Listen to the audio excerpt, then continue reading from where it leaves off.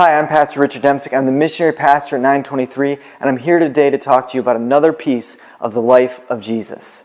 This one comes from Matthew 22:15 through 22, and it's another example of the Pharisees coming up to Jesus, and seeing that encounter is always really intriguing because you see Jesus' philosophy of life all the more clearly when you see it as opposed to the Pharisees and their philosophy. Now, it's important to remember that the Pharisees are not bad guys. They want to follow the Word of God, and they want to get other people to as well.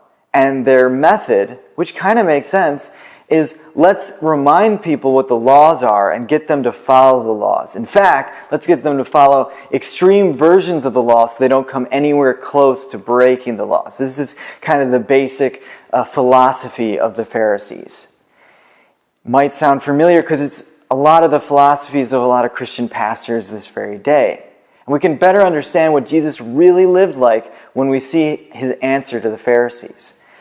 Now, this question is hard for us to understand because they come up and they ask Jesus about the taxes and whether they should pay taxes to Caesar or not. We don't think of taxes or paying taxes typically as that controversial an issue, although I know some Christians who do refuse to pay taxes because they see the things that the government are doing and they don't want to support the government in those efforts. But there's no comparison on the controversy that it was back in the day for the Jewish people.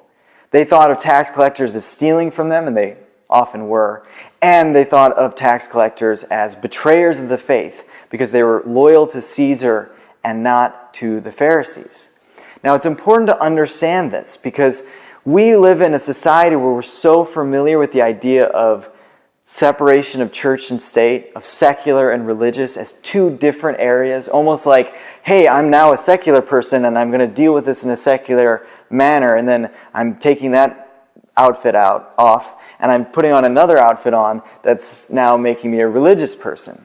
The reality is that doesn't really fit. It doesn't even fit with real life. It's impossible for us to divorce ourselves from our worldview and our faith. If we're living authentic lives where we're saying we believe what we really believe, then it's going to come through in every avenue of our life. And the Jewish people understood this, so they had a real hard time thinking of themselves being under any authority, governmental or non, because they saw themselves under the Jewish faith. And if that was not a Jewish authority, then how should they be under it? And it's also important to remember that Jesus had a lot of followers who were tax collectors. So this is probably a kind of controversial thing. In fact, I think that the Pharisees were saying this question for a number of reasons, but one of them is to divide the followers of Jesus who were Jewish and who were the tax collectors, to start drawing up that controversy and making Jesus pick a side so either the tax collectors who were turning to Jesus would be upset or the Jewish people would be upset. Now, maybe that's not true, but that's my interpretation of what I see when I'm looking at this verse. Either way, Jesus answers the deeper question of what's really valuable. He responds by saying, what's on this coin that you're thinking of whether you're going to give to Caesar or not? Whose image is on it? And they say, Caesar's image. And then he says, give to Caesar what is Caesar's, but give to God what is God.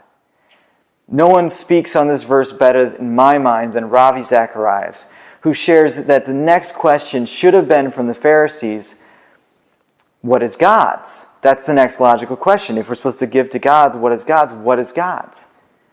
And then Ravi says that what Jesus likely would have said, and I happen to agree with him, is, whose image is on you? And what that draws a picture of is the fact that we are all God's. God, if we believe that He's our Father who knit us together in our mother's womb, we believe that we are His creation, we belong to Him. It doesn't mean that He's going to control us or be legalistic like the Pharisees were. In fact, Jesus is trying to show us a way to live life more free of the shackles of even our inadequacies, free of the shackles of the laws and the legalism of that day. He's trying to show us, though, what is really valuable.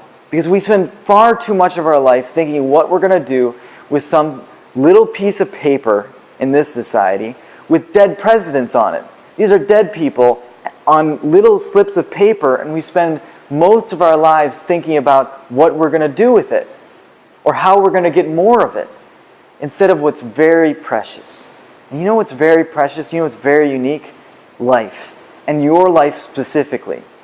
So my challenge is for you today to think about what's really valuable, to think about what is really precious, because I think that you'll think about the really important things of life and your philosophy on how you should live that life. And if you do, if you contemplate these things, I think that you'll live a life a little bit more like Jesus. God bless.